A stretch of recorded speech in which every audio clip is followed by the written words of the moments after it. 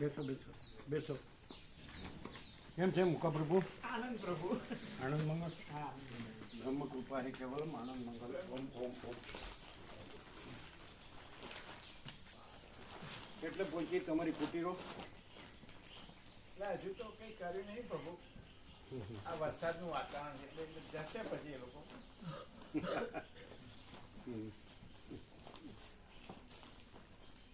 એટલું જ કરવાનું છે કે કાંઈ જ કરવાનું નથી.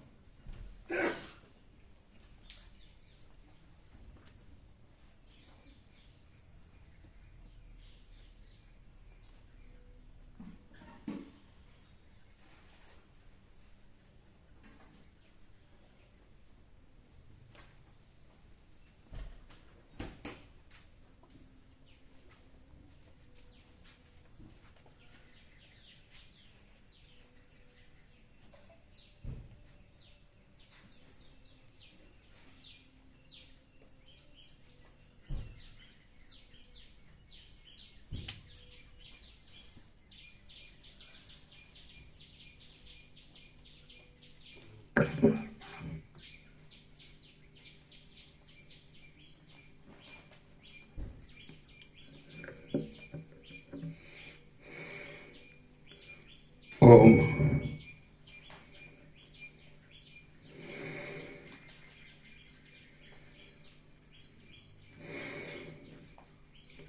परम चिदाकाश, परम ज्योति, अखंड ज्योति, महाचिदाकाश, स्वयं प्रकाश, संपूर्ण प्रकाश, पूर्ण ब्रह्म, अनंत तेज घन, अनंत चित घन, परमाकाश, केवल, अनंत, शुद्ध, तेज घन, परमाकाश, अखिलात्मा, पूर्ण ब्रह्म, परमात्मा, परम चिदाकाश, परम ज्योति, अखंड ज्योति, अनंत, पूर्ण, परम चिदाकाश, परम शांति, स्वयं सिद्ध, स्वयं प्रकाश, स्वयं पूर्ण, स्वस्वरूप, यही सब कुछ है, इसके सिवा कुछ नहीं है। शून्यभास, अनंत कोटि, महाकल्पो है ही नहीं। महाचिदाकाश, स्वयं प्रकाश, संपूर्ण प्रकाश, महाचिदाकाश ज्योति, अनंत, अखंड, अभेद, महाचिदाकाश ज्योति, महातत्व, महासामान्य, महाचिदाकाश, स्वसंवेद्य, सहज निर्विकल्प, महाचिदाकाश, परम कैवल्य, परम शांति, परम चिदाकाश, अनंत, पूर्ण, निरपेक्ष सत्य, अनंत, સંપૂર્ણ, अपरिगी, निर्भ्रांत, निरपेक्ष। बस ही ठराव निर्वण पूर्वार्थ राउंड 40मो राउंड।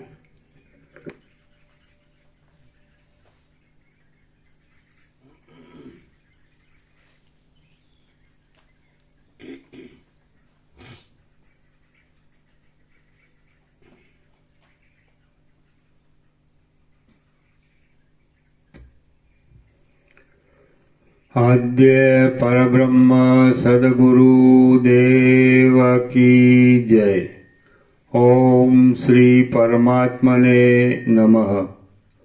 सद्ग्रंथों में शिरोमणि श्री योग वासिष्ठ महारामायण निर्वाण प्रकरण पूर्वार्ध सर्ग 85मो, पेज नंबर 1035, पेज नंबर 1035, सर्ग 85मो। चूडाला पति पासे वन में गई। आ 85मा सर्ग में राणी जागी जई राजा ने शोधशे। राजानु तेने दर्शन थशे अने पछी चूडाला ए राजाना भावी अर्थनो विचार करी घेर आवशे तथा पछी योग्य वखते जई तेने बोध आपशे ए कथा कहेवामां आवशे।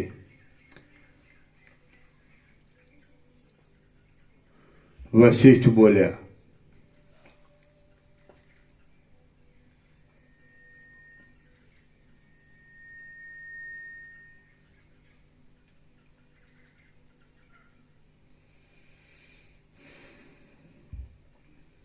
वशिष्ठ बोल्या, ઉપર પ્રમાણે શિખીધ્વજ રાજા જેમાં જોઈતી વસ્તુઓ રાખવામાં આવી છે તેવી પોતાની પર્ણકુટીમાં વનમાં રહ્યો।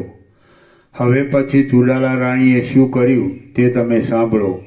અર્ધરાત્રિના સમયમાં ઉઠી શિખીધ્વજ રાજા દૂર પહોંચી ગયા પછી ચૂડાલા રાણી ગામમાં સૂતેલી હરિણીની પેઠે ભયથી જાગી ગઈ। પતિએ છોડી દીધેલી એ રાણીને सूर्य न होवाने लीधे अने पूर्ण चंद्र पण न होवाने लीधे शोभा वगरना आकाशना जेवुं पोतानुं शयन शून्य जेवुं लाग्युं। क्षार करदम एटले खार अने गारावाळा पाणी। क्षार करदम आदिथी खराब रीते सिंचायेली मोटी वेलनी पेठे करमाई गयेला पोताना अवयवरूपी પાંદડાને धारण करनारी अने खेदथी भरेली ए राणी कांईक पड़ी गयेले मोढे शयनमांथी उठी। झाकड़ पड़वाथी भूखरा वर्णनी थई गयेली दिवसनी शोभानी जेम ए चूडाला पण अप्रसन्न, अस्वच्छ अने आकुल बनी गई। क्षण मात्र शैया पर बेसी तेणे विचार कर्यो के अहो मोटुं कष्ट आवी पड्युं छे के राजा राज्य छोड़ी घरमांथी वनमां जता रह्या। હવે મારે આ વખતે અહીં શું કરવું? માટે હું પણ તેમની પાસે જ જાઉં, કારણ કે શાસ્ત્રોમાં પતિ એ જ સ્ત્રીઓની મુખ્ય ગતિ બતાવી છે। આવો વિચાર કરી પોતાના પતિની પાછળ જવાને ઊભી થયેલી ચૂડાલા રાણી ગોખમાંથી સૂક્ષ્મ રૂપે બહાર નીકળી આકાશમાં આવી। સિદ્ધ લોકોના સમુદાયને મુખ વડે બીજા ચંદ્રની ભ્રાંતિ ઉત્પન્ન કરનાર એ રાણીએ वायुना समूहनी साथे आकाश मार्गे फरवा मांड्यो। पछी खडगने धारण करीने वेतालोने भूताविष्ट शबोने फरवाना समयमां रात्रिमां एकलो फरतो पोतानो पति जेवी रीते रात्रिए एकलो जतो हतो तेवी ज रीते तेना जोवामां આવ્યો।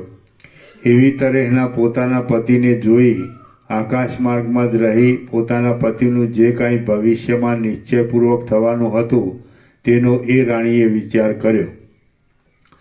हे रामचंद्रजी, जे रीते जे काळे जे निमित्ते जे स्थानमां अने जे क्रियाथी जेटलो ते राजानो अभ्युदय थवानो हतो अने जे तेने परमपदनी उत्तम प्राप्ति थवानी हती ए वगैरे जे सगळुं अवश्य भावी हतुं ते केम जाणे तेनी आगळ मूर्तिमान आवीने ऊभुं होय तेम योगना बळथी तेना जोवामां आव्युं अने ते भावीने अनुकूल ज वर्तवाने माटे ते राणी राजा पासे गई नहीं।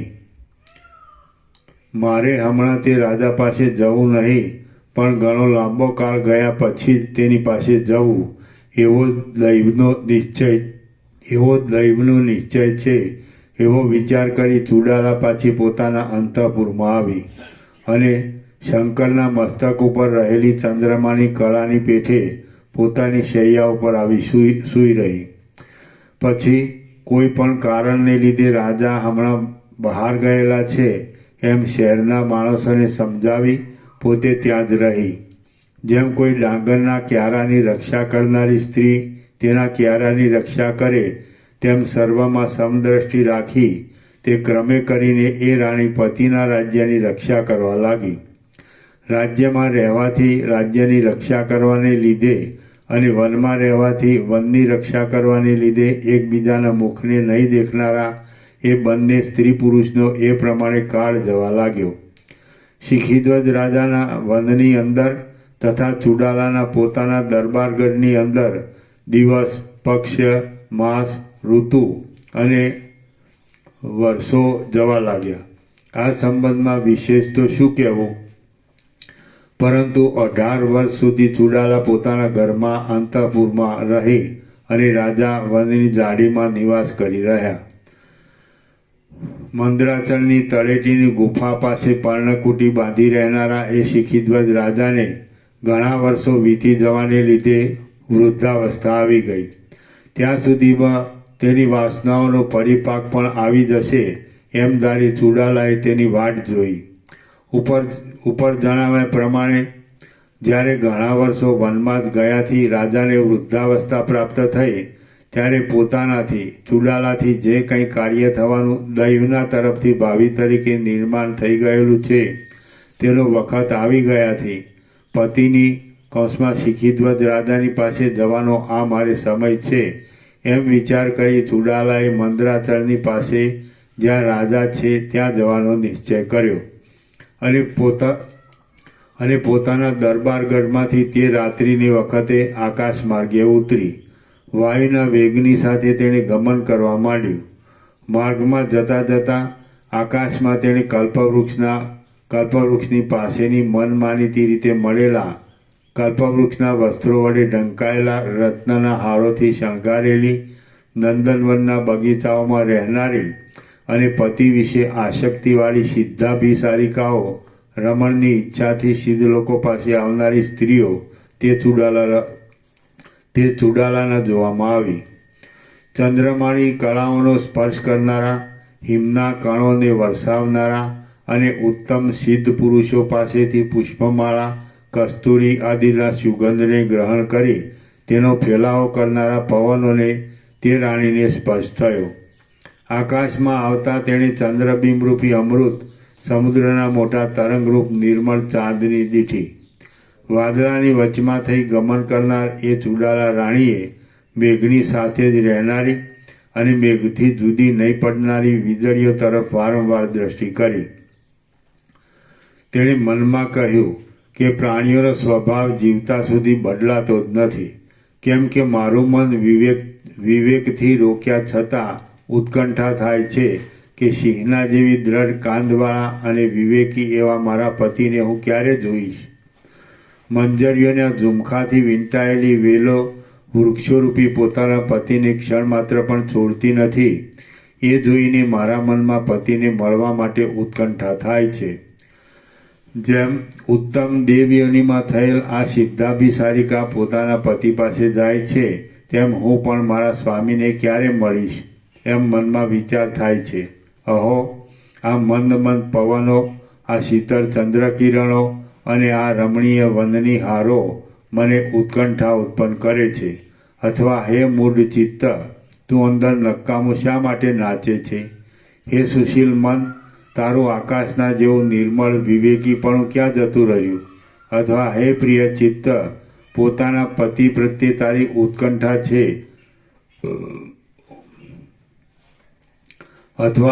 હે પ્રિય ચિત્ત, પોતાના પતિ પ્રત્યે તારી ઉત્કંઠા છે તો ભલે તે યોગ્ય હોવાથી ઉત્કંઠિત રહે, પણ વૃથા ઉત્કંઠાથી શું ફળ છે?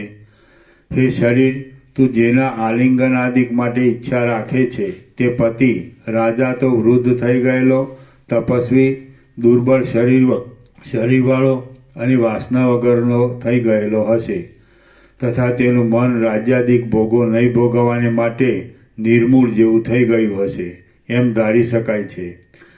જેમ વર્ષાકાળની નાની નદી કોઈ મહાનદમાં એક રસ થઈ જઈ જુદી જોવામાં આવતી નથી તેમ એ પતિની વાસના લતા પણ અદૃશ્ય થઈ ગયેલી હશે એમ લાગે છે.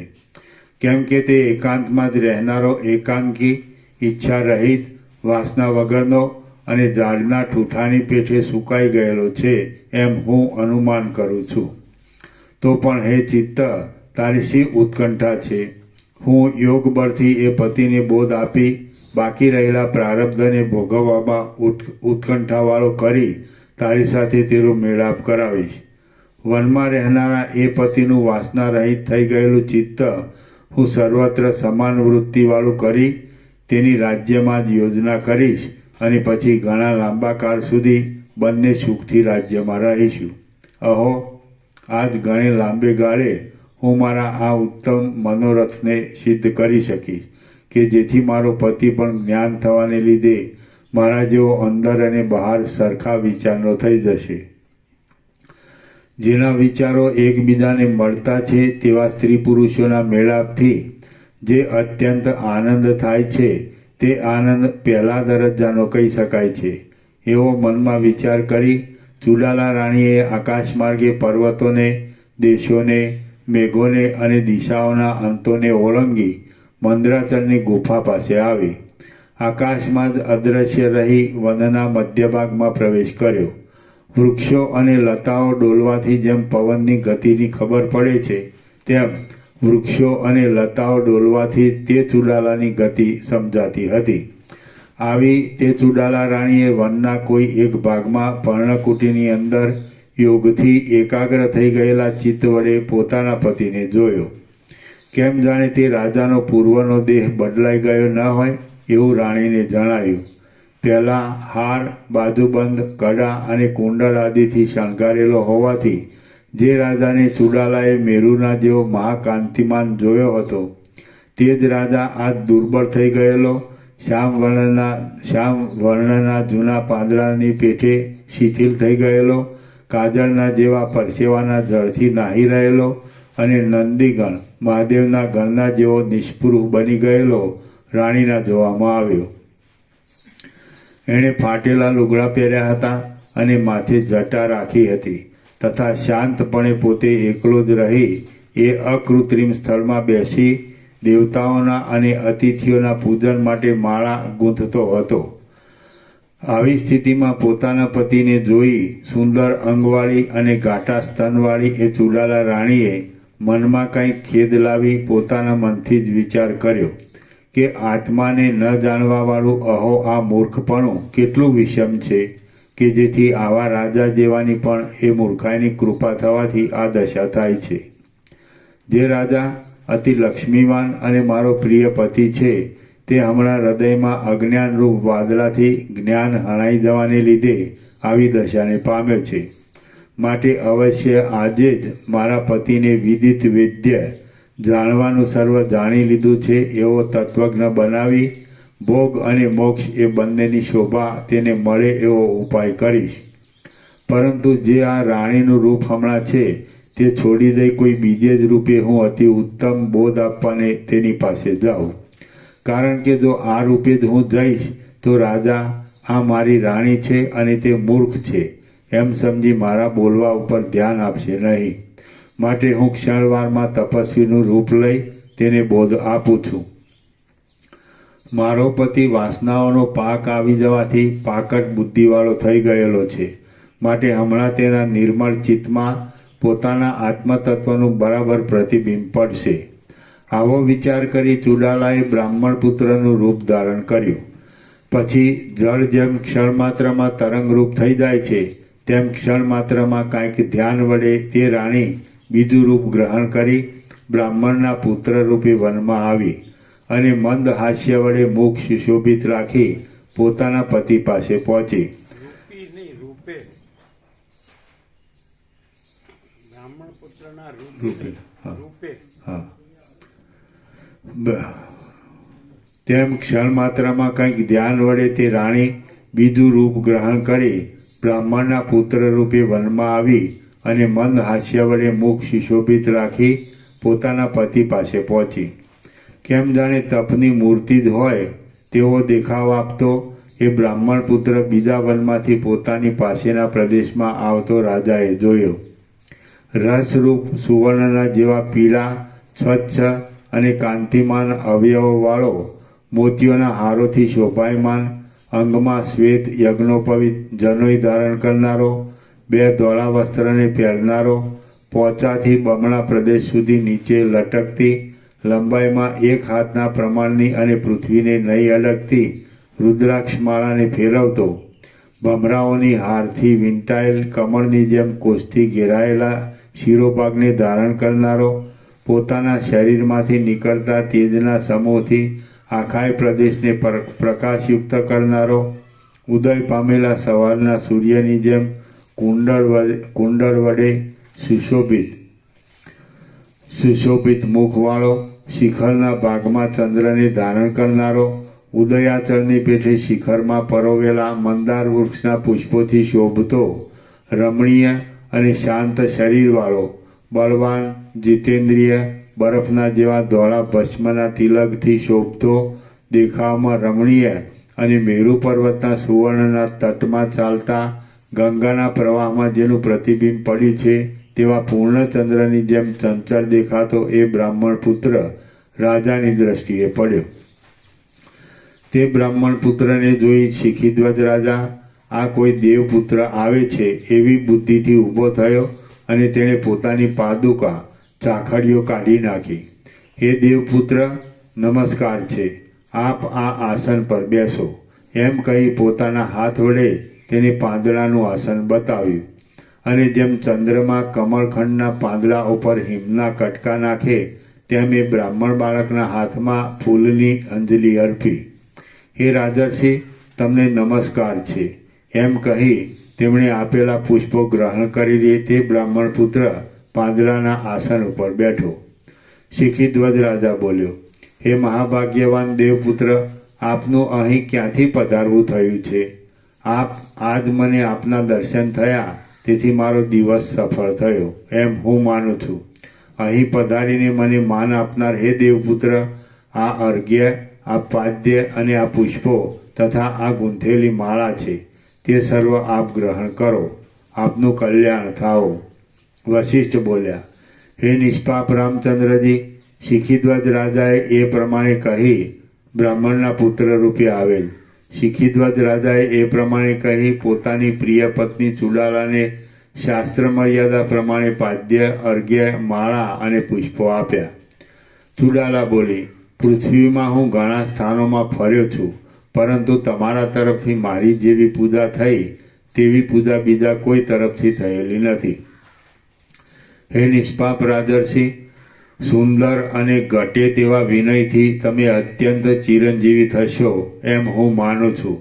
હે નિર્મળ રાજર્ષિ, ફળના સંકલ્પ વગરના આ મહાતપનો સંગ્રહ શું તમે મોક્ષ માટે જ કર્યો છે? હે શાંત રાજર્ષિ, ક્રોધ વગરના સંન્યાસીઓ અને વાનપ્રસ્થાશ્રમીઓના વ્રતરૂપ આ મોટા જંગલનું સેવન આપને માટે તલવારની ધાર જેવું અતિ કઠિન છે, કેમ કે સર્વ સંપત્તિવાળા રાજ્યનો ત્યાગ કરી તમે વનવાસનો અંગીકાર કર્યો છે. શિખીધ્વજ રાજા બોલ્યો, હે મહારાજ, આપ દેવ છો એટલે સર્વ જાણી શકો છો, તેમાં શું વિસ્મય છે? ચિહ્નરૂપ અલૌકિક શોભા વડે જ આપનું દેવપણું જણાઈ રહે છે. આપના આ અવયવો ચંદ્રમાંથી બનેલા હોય એમ મને લાગે છે, અથવા વધારે શું કહેવું, ફક્ત આપના જોવાથી જ કેમ જાણે આપ અમૃતથી મારું સિંચન કરતા હો તેવો આનંદ થાય છે. હે સુંદર દેવપુત્ર, મારી એક મનોહર પ્રિય પત્ની છે કે જે હાલમાં મારા રાજ્યની રક્ષા કરે છે. તેના અવયવો પણ આપના જેવા જ મારા જોવામાં આવેલા છે. જેમ મેરુ પર્વત ધોળા વાદળાથી પોતાના શિખરને ઢાંકી દે તેમ આપ શાંત અને મનોહર શરીરને પગથી માથા સુધી આ પુષ્પમાળાથી ઢાંકી લ્યો. નિર્મળ ચંદ્રમાના જેવું તેજસ્વી અને પુષ્પની પાંખડી જેવું આપનું કોમળ અંગ સૂર્યના તેજથી કરમાઈ ગયેલું છે એમ હું માનું છું. દેવ પૂજન માટે ભેગા કરેલા આ પુષ્પોની મેં માળા ગૂંથેલી છે. તે હે પ્રિય દેવપુત્ર, આપ પહેરીને તેને સફળ બનાવો. પૂજન કરવાથી અતિથિ જીવન સફળ થાય છે, કેમ કે સત્પુરુષોને દેવના કરતાં પણ અતિથિ વધારે પૂજવા યોગ્ય છે. નિર્મળ ચંદ્ર જેવા મનોહર મુખવાળા હે દેવપુત્ર, આપ કોણ છો, કોના પુત્ર છો અને શા માટે આપ અહીં પધાર્યા છો એ મારા સંદેહને આપ કૃપા કરીને દૂર કરો. ચુડાલા બોલી, હે રાજા, મને આપે પૂછ્યું તે પ્રમાણે હું પૂરેપૂરું આપને કહું છું, તે સાંભળો. જે નમ્રતા રાખીને પૂછે તેને કયો પુરુષ છેતરે? કોઈ પણ ના છેતરે. આ જગતમાં નારદ નામના મુનિ છે. તેમના શરીરનો વર્ણ પવિત્ર અને પુણ્યશાળી લક્ષ્મીના મનોહર મુખના કપૂરના તિલક જેવો સ્વચ્છ છે. તે મહાત્મા નારદ મુનિ એક સમયે મેરુ પર્વતની ગુફામાં ધ્યાન લગાવી બેઠા હતા કે જ્યાં મેરુ પર્વતના સુવર્ણમય તટમાં મોટા તરંગોવાળી ગંગા પણ વહે છે. એ ગંગા મેરુ લક્ષ્મીમાં પોતાના રૂપ વડે પ્રકાશ પામતી હાલ લતાના જેવી અતિ રમણીય ભાસે છે. એક દિવસ એ નારદ મુનિએ ગંગાને કિનારે કંકણોના શબ્દોવાળો જળ ક્રીડાના કોલાહલનો શબ્દ સાંભળ્યો. આ શું છે એમ અતિ આશ્ચર્ય પામી તેમણે ગંગા નદી તરફ કંઈક દ્રષ્ટિ ફેરવી તો શૃંગાર ચેષ્ટાથી જળ ક્રીડા વડે રમણ કરી જળમાંથી બહાર નીકળતો રંભા, તિલોત્તમા આદિ અપ્સરાઓનો સમૂહ તેમના જોવામાં આવ્યો કે જે પુરુષ રહિત એ પ્રદેશમાં વસ્ત્રોનો ત્યાગ કરી ક્રીડા કરતો હતો. સુવર્ણના કમળની કળીના જેવા મનોહર સ્તનમંડળ વડે ફળોથી વીંટાયેલા વૃક્ષની પેઠે તેઓ પરસ્પર વીંટાયા હતા. તેમની શોભતી સાથળો પ્રવાહરૂપે રહેલા સુવર્ણ રસના મોટા પૂરના જેવી પીળી અને તેજોમય કાંતિની પૂર્ણતાને લીધે કામ મંદિરના સ્તંભના જેવો ભાવ બતાવતી હતી. તેમના શરીરની સુંદરતાનો રસ પ્રવાહ ગંગાના પૂરનો તિરસ્કાર કરતો હતો કે જે આકાશ ગંગા પોતાના જળની નિર્મળતાને લીધે સ્વચ્છ દેખાતા ચંદ્રબિંબથી શોભતી હતી. કામદેવના કિલ્લારૂપ એવી તે અપ્સરાઓ નંદનવનમાં ક્રીડા કરવા માટે કામરથના ચક્રરૂપ બની ગયેલ પોતાના નિતંબ ભાગરૂપ તટોથી ગંગાજળને રોકી રાખી બીજે માર્ગે લઈ જતી હતી. તે અપ્સરાઓના શરીરો અત્યંત સ્વચ્છ હોવાથી તેમાં એકબીજાના પ્રતિબિંબ પડતા હતા અને તેથી જાણે કે સાક્ષાત વિશ્વરૂપ હોય તેવા તે લાગતા હતા. અને તેથી તે વિશ્વરૂપ અપ્સરાઓનું વૃંદ જાણે કે સાક્ષાત કલ્પતરુ હોય તેવું જણાતું હતું. જે કાળરૂપ કલ્પવૃક્ષને વર્ષોરૂપી અનેક થડ હતા, અયન, માસ અને ઋતુઓરૂપી અનેક ડાળીઓ હતી, દિવસોરૂપી કળીઓ હતી, પખવાડિયારૂપી પાંદડા હતા, તાપરૂપી પુષ્પનો પરાગ હતો, ગગનરૂપી નંદનવનમાં તે શોભતું હતું, દેવોરૂપી પક્ષીઓનો તેની ઉપર વસવાટ હતો અને સાત સમુદ્રરૂપી તેને મોટો ક્યારો હતો. એવો તે અપ્સરાઓનો સમુદાય કાળાત્મક ભગવદરૂપી કલ્પવૃક્ષમાંથી પ્રકટ થયેલ કૌંસમાં ગીતા પ્રતિપાદિત વિશ્વરૂપના જેવો ચોતરફ સર્વ અંગોનો દેખાવ આપતો સ્તનરૂપ ગુચ્છના સમુદાયો સાથે કમળોનું સરખાપણું હોવાથી ઈર્ષ્યાના કારણને લીધે તેને નાળમાંથી સંપૂર્ણ ઉખેડી લઈ કરમાવી નાખનાર ચપળ કેશ, કીકીઓ અને નાના વાળરૂપી ભમરાઓથી શોભતો હતો. વળી તે સુવર્ણના વિકસેલા કમળોથી સુશોભિત કમલિનીના પલ્લવોથી ઢંકાયેલી અને શીતળ ગંગા તીરમાં જળ સ્પર્શથી નિર્મળ થઈ ગયેલી, જાણે કે રાહુ અને ગરુડ વગેરે કે જે અમૃત હરવાવાળા છે તેઓના ભયથી દેવોએ ગંગાજીના તટ પર મેરુની ગુફામાં ગુપ્ત રાખવા માટે ચંદ્રમંડળો રૂપી અમૃતની કળાઓ એકઠી કરી હોય તેમ રમણીય અને કાંતિમાન હોવાથી મનને હરણ કરનાર એ અપ્સરાઓના સમુદાયને જોઈ નારદ ઋષિનું મન કામાતુર થવાથી તત્કાળ વિવેકાંશને ભૂલી ગયું. ચિત્તમાં હર્ષ થવાથી પ્રાણવાયુમાં પણ ક્ષોભ થયો. તેથી જેમ રસથી પૂર્ણ પાકી ગયેલું ફળ નીચે પડે અને જેમ વર્ષા ઋતુમાં મેઘ વૃષ્ટિ રૂપે પડે, તેમ આનંદિત થયેલ એ નારદ મુનિનું વીર્ય પણ કામાકુળપણાને લીધે સ્ખલિત થયું. હે રાજશ્રેષ્ઠ, શાખા તથા મૂળનું છેદન થતાં વૃક્ષ જેમ નિસાર થાય તેમ અને હિમકણને સ્ત્રવતા ચંદ્રની જેમ તથા ખંડિત થયેલા મૃણાલની જેમ એ મુનિ નિસાર થયા. શિખીધ્વજ રાજા બોલ્યો, હે મહારાજ, નારદ મુનિ તો મહાજ્ઞાની, જીવનમુક્ત, નિષ્કામ, રાગરહિત, બહાર અને અંદર આકાશની જેમ નિર્મળ અને અસંગ તથા જેને કોઈની ઉપમા ન આપી શકાય તેવા છે. તેમ છતાં તેમની એવી સ્થિતિ કેમ થઈ? ચુડાલા બોલી, હે રાજર્ષિ, આ ત્રણેય લોકમાં પ્રાણીઓની જેટલી જાત છે તે સર્વનો અને દેવાદિકનો પણ જે દેહ છે તે દ્વંદ્વ ધર્મવાળો છે. હે પ્રિય રાજર્ષિ, જ્ઞાનવાન હોય કે અજ્ઞાની હોય, પરંતુ જ્યાં સુધી મનુષ્ય જીવતું રહે ત્યાં સુધી સૌનું શરીર સુખ દુઃખમય જ હોય છે. જેમ દીવાથી પ્રકાશ વધે અને ચંદ્રના ઉદયથી મહાસાગર વધે, તેમ કોઈક પદાર્થથી તૃપ્તિ આદિ થવાને લીધે સુખ જ વધે છે. જેમ વાદળારૂપી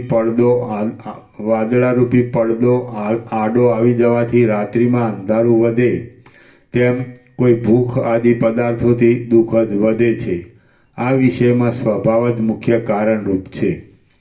એક ઘડીભર જો પોતાનું નિર્મળ સત્ય આત્મ સ્વરૂપ ભૂલી જવાય તો જેમ વર્ષા ઋતુમાં વાદળા ચડી આવે છે તેમ આ દેખાતો સંસાર પ્રકટ થાય છે.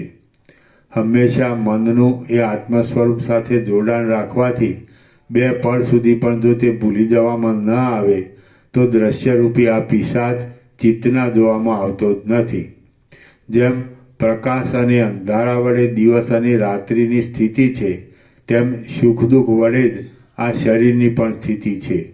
પરંતુ એ સુખ દુઃખ અજ્ઞાની પુરુષને જન્મના કારણરૂપ એવો દેહાદિકમાં આત્મબુદ્ધિનો અધ્યાસ હોવાને લીધે જેમ કપડામાં કેસરનો રંગ બરાબર દ્રઢ લાગી જાય તેમ બરાબર સંસ્કાર રૂપે દ્રઢ બેસી જાય છે. હે રાજા, જ્ઞાનીને તત્વજ્ઞાનને લીધે એ સુખ દુઃખનો જરા પણ રંગ લાગતો નથી. જેમ કેસર, ઘડી આદિનો સારો કે નરસો રંગ અતિ નજીક છતાં સ્ફટિકમણીને અંદર રંગી શકતો નથી, તેમ બહાર સુખ કે દુઃખ દેખાતા છતાં પણ જ્ઞાનવાનને તે અંદર લેપ કરી શકતું નથી. સ્ફટિકમણીમાં હજી પાસે રહેલા જાસૂદ આદિ પુષ્પોના પ્રતિબિંબોથી તે વખતે જાસૂદ ફળના રંગ જેવો પોતાનો રંગ લાગે છે, પરંતુ જીવન મુક્ત તત્વજ્ઞ પુરુષને તો સુખ દુઃખનો તે સમયે થતો હર્ષ શોકનો રંગ પણ લાગતો નથી. અજ્ઞાની પુરુષની બુદ્ધિમાં સુખ દુઃખનો સંબંધ માત્ર થવાથી તેનો ઘાટો રંગ બેસી જાય છે, કેમ કે તે વસ્તુ જતી રહેવાથી પણ પાછું મનમાં દુઃખ થાય છે. જેમ બહારનો કેસર આદિનો રંગ વસ્ત્રથી દૂર કરી દેવામાં આવે તો પણ વસ્ત્રની અંદર દ્રઢ બેસી ગયેલો રંગ તો જતો જ નથી, તેમ સુખ દુઃખ આપનાર વસ્તુ દૂર જ થઈ જાય તો પણ અજ્ઞાનીઓના હૃદયની અંદર દ્રઢ ખૂંચી ગયેલા સંસ્કારો તો જતા જ નથી. આ ક્રમથી જ બંધ મોક્ષની વ્યવસ્થા સમજી લેવી. વિષયાશક્તિને લીધે વાસનાઓનો જે વધારો એ જ બંધ છે અને વિષયોનો સંગ છૂટી જતા જ વાસનાઓ ચાલી જવી તેનું નામ મોક્ષ કહેવાય છે. વિષયાશક્તિને લીધે વાસનાઓનો જે વધારો એ જ બંધ છે અને વિષયોનો સંગ છૂટી જતા જ વાસનાઓ ચાલી જવી તેનું નામ મોક્ષ કહેવાય છે. શિખીધ્વજ રાજા બોલ્યો, દૂર રહેલા અને પાસે રહેલા પદાર્થોના લાભ સુખનું કારણ છે. દૂર રહેલા અને પાસે રહેલા પદાર્થોના લાભ સુખનું કારણ છે અને વિનાશ દુઃખનું કારણ છે. તે કારણોથી શા માટે જીવને સુખ દુઃખ થાય છે? આપ તે કહો. મોર જેમ મેઘગર્જના સાંભળતા તૃપ્ત થતો નથી, તેમ આપના ઉદાર, ઘણા અર્થવાળા અને અતિ નિર્મળ વચનો સાંભળતા મારું મન તૃપ્ત થતું નથી. ચુડાલા બોલી, શરીર, મન વગેરેથી પોતાને અનુકૂળ સુખ મેળવી કોઈનીય મર્યાદામાં નહીં આવેલા આત્મતત્વના સ્વરૂપને ભૂલી જઈ દુઃખી થાય છે અને તેથી જીવની સાથે વિષયનો સંબંધ થાય છે. જે સુખ ક્ષણિક હોય છે. જીવને ગતિ કરવાને ઈશ્વરી નિયમથી દેહમાં જુદે જુદે ઠેકાણે જુદી જુદી નાડીઓ રહેલી છે. જ્યારે વિષયો તરફ જીવ ખેંચાય છે ત્યારે તે પ્રાણવાયુથી પૂરાઈ ગયેલી નાડીઓમાં આવી તે ઇન્દ્રિય દ્વારા તે વિષયનો અનુભવ કરે છે.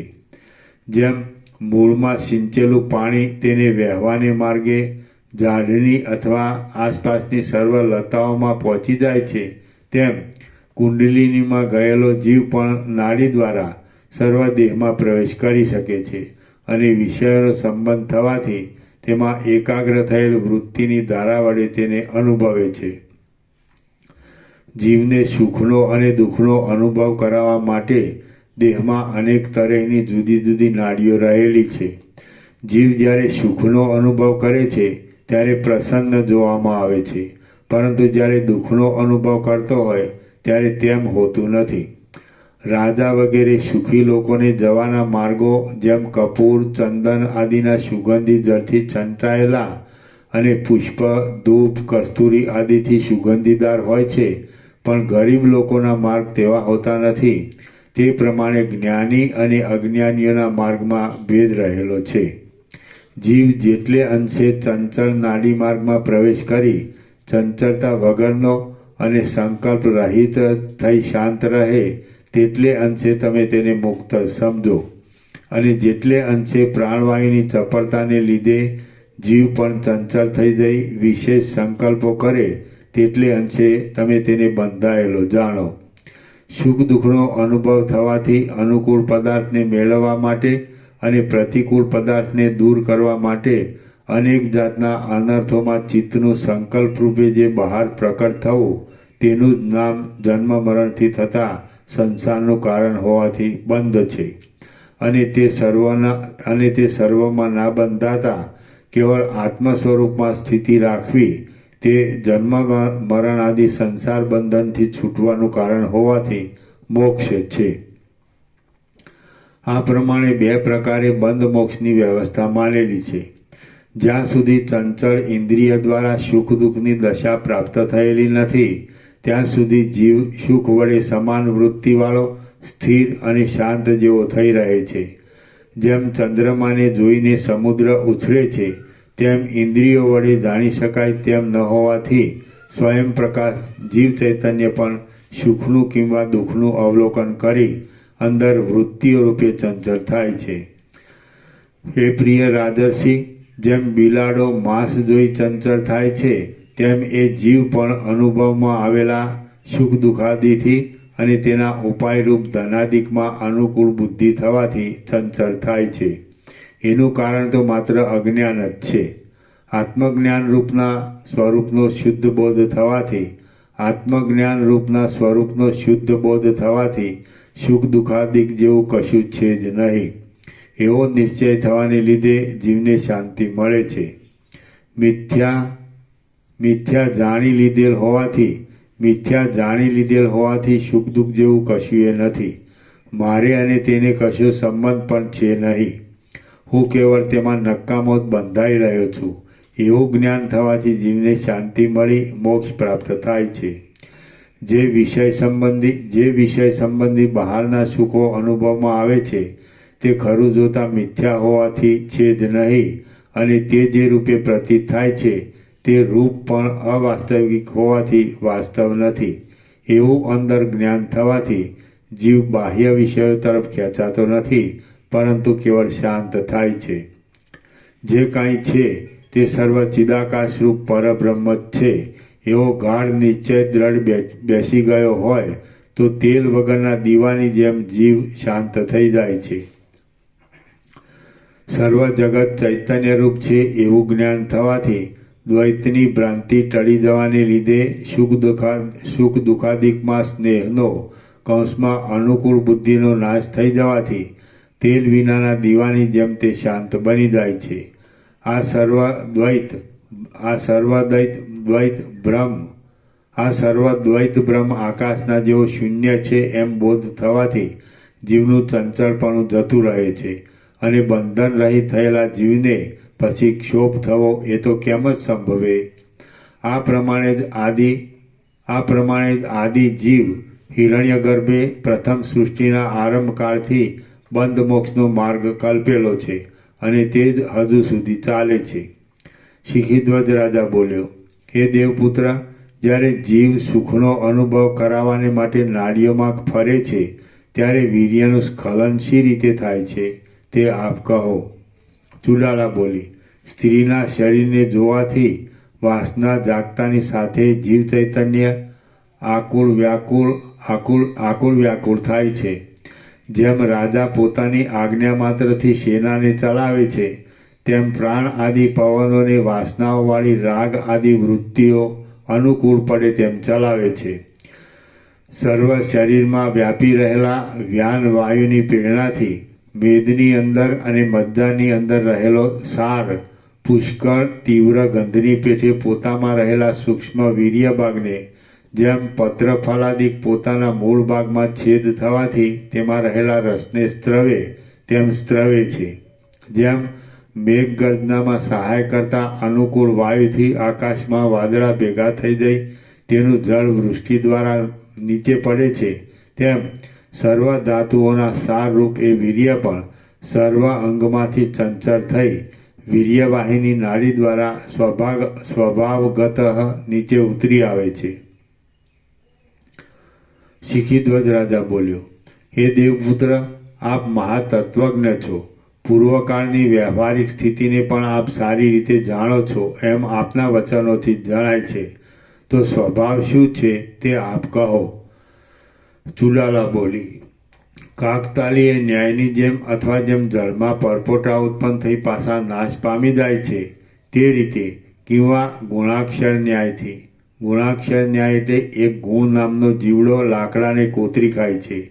તેના ઘર્ષણથી કોઈ વખત અક્ષર જેવો આકાર બની આવે છે તેની પેટે.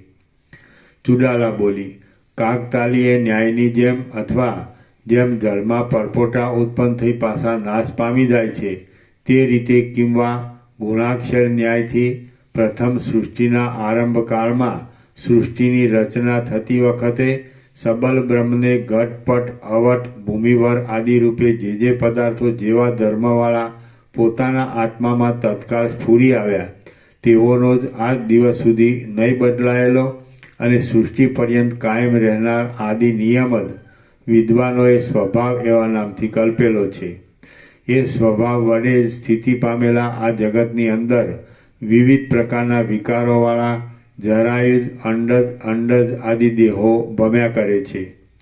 કેવળ જ્ઞાનવાન જીવો વાસના નાશ પામતા પાછા જન્મતા જ નથી અને કેટલાક અજ્ઞાની જીવો ભોગો વિશે દ્રઢ આસ્થાને લીધે બંધાયેલા હોવાથી વારંવાર જન્મ મરણ પામ્યા કરે છે. શ્રી યોગવાસિષ્ઠ મહારામાયણમાં નિર્વાણ પ્રકરણના પૂર્વાર્ધનો ચુડાલાના આખ્યાન સંબંધી સુખ વિચાર યોગોપદેશ નામનો સર્ગ 85મો સમાપ્ત.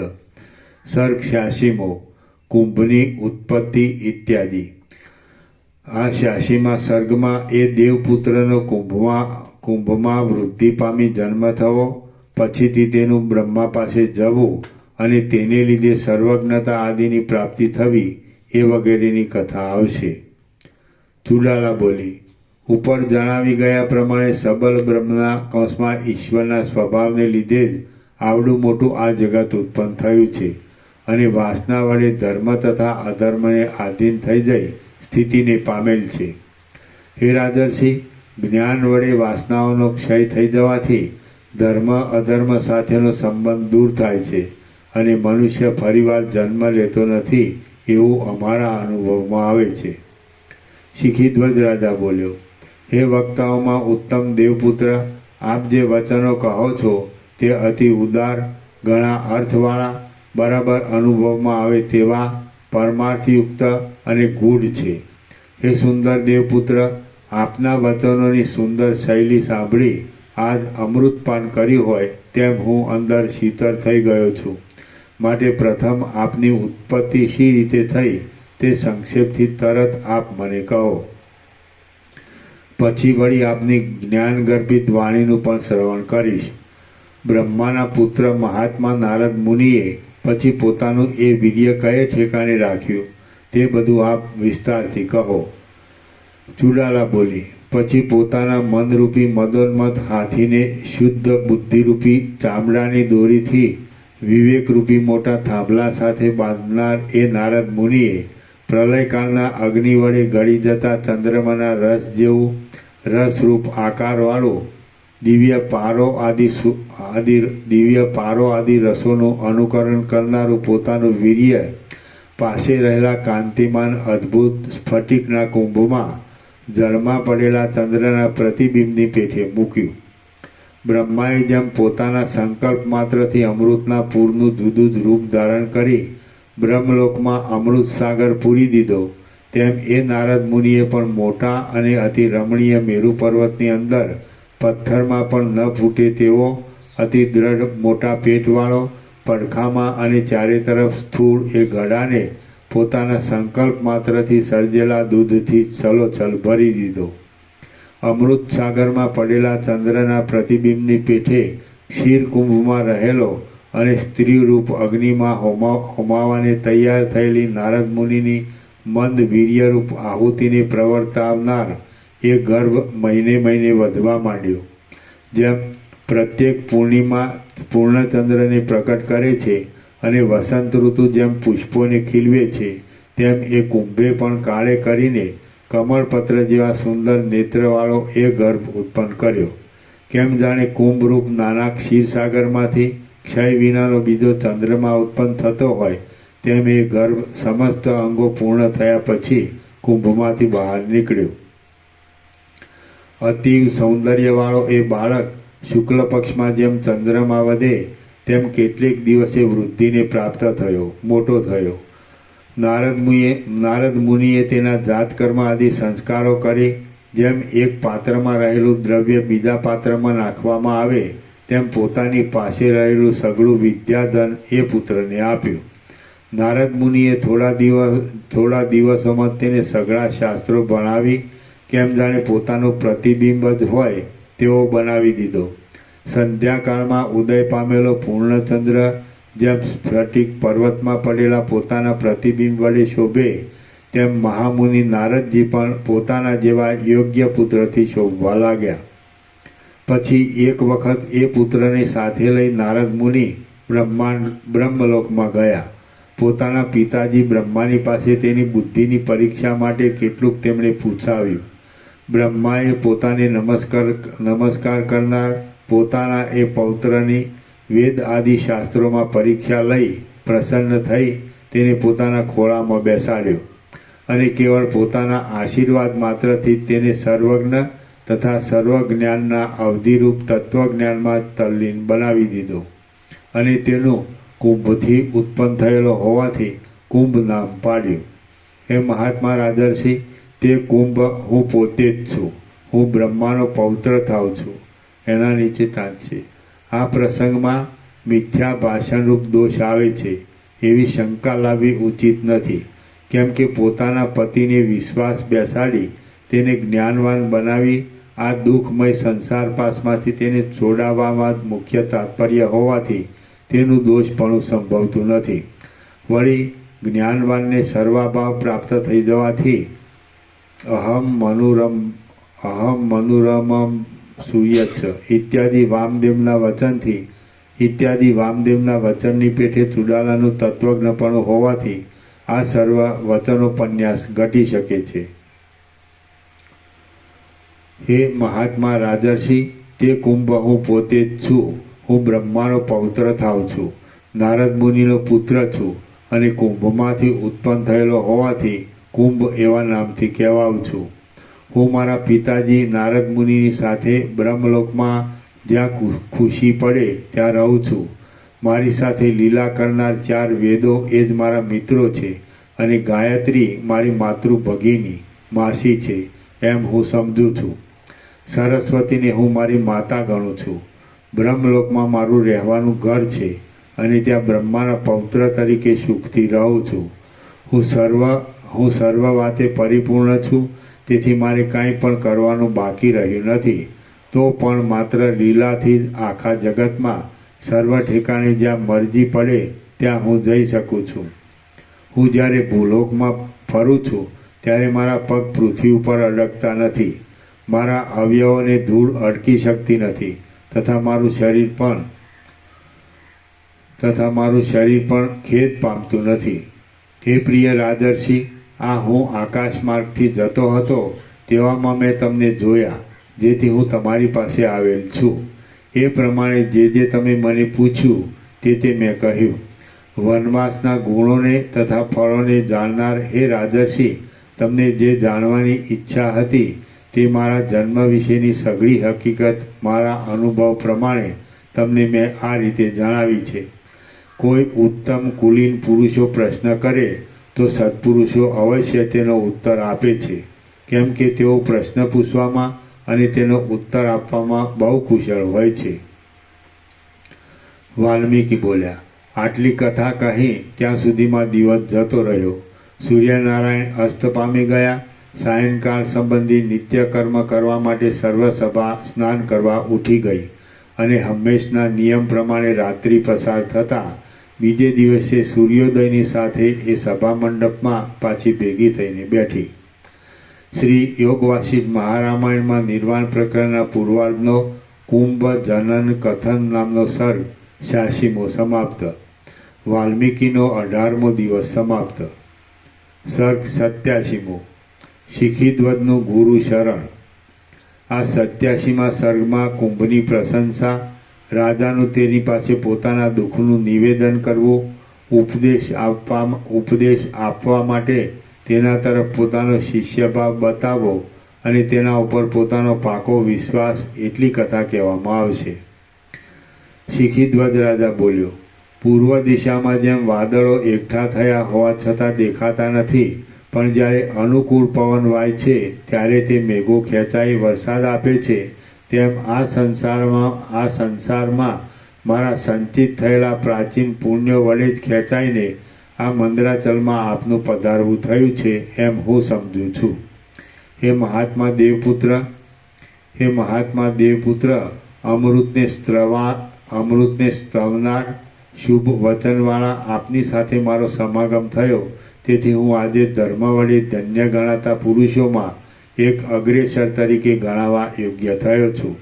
સત્પુરુષોનો સમાગમ મારા ચિત્તને જેવું શીતળ કરે છે તેવી શીતળતા મને રાજ્ય લાભ આદિ પદાર્થો પણ આપી શકતા નથી, કેમ કે સત્સમાગમમાં સર્વ અધિકારીને સમાન રીતે રાગ આદિ વાસનાઓનો નાશ થઈ જાય પ્રમાણમાં નહીં આવતો અનંત બ્રહ્મનો અલૌકિક આનંદ રસ પ્રાપ્ત થાય છે, અને રાજ્ય લાભાદિક તો કલ્પના માત્રથી તુચ્છ સુખ આપે છે.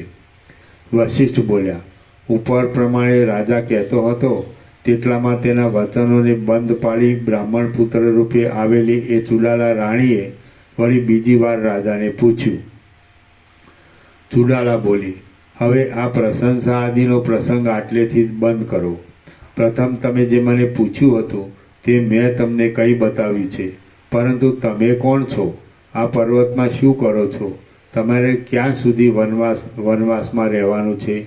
અને આ પ્રમાણે કરવાનું શું પ્રયોજન છે તે સાચે સાચું કહો, કેમ કે તમારા જેવા તપસ્વી પુરુષો જૂઠું બોલતા જ નથી.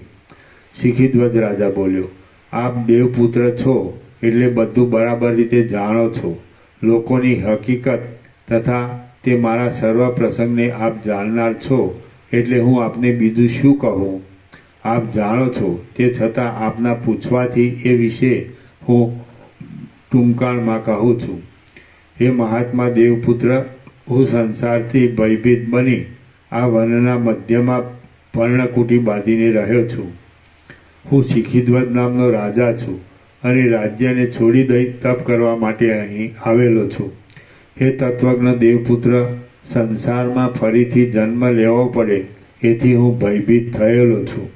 હે સત્ય સમજનારા દેવપુત્ર, આ સંસારમાં વારંવાર સુખ પછી દુઃખ અને દુઃખ પછી સુખ, જન્મ પછી મરણ અને મરણ પછી જન્મ એમ વારાફરતી થયા જ કરે છે.